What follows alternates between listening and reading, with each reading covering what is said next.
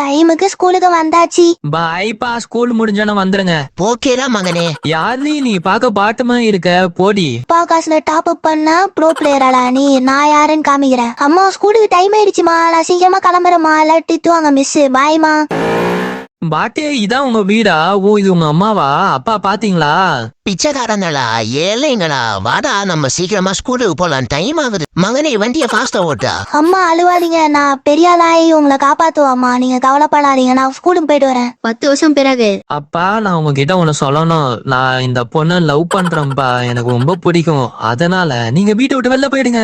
அத பாதி என்னைய வீட்டை விட்டு வெளில போவஸ்தியடா. உன்னை எப்படி வளர்த்தன் தெரியுமா? என்ன அலாதியாக்கிட்டானே. ஐயோ, ஏன்ச்சிட்டீங்களா? உங்களுக்கு ஒண்ணு இல்ல சார், நீங்க இப்ப குணமாயிட்டீங்க.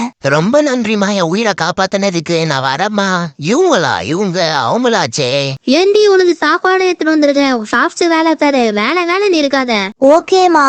சின்ன வயசுலயே என் பையனை ஒழுங்கா வளர்த்துருந்தா இந்நேரத்துக்கு நான் அழாதே இருந்துக்க மாட்டேன். எல்லாம் என் தப்பு தான்.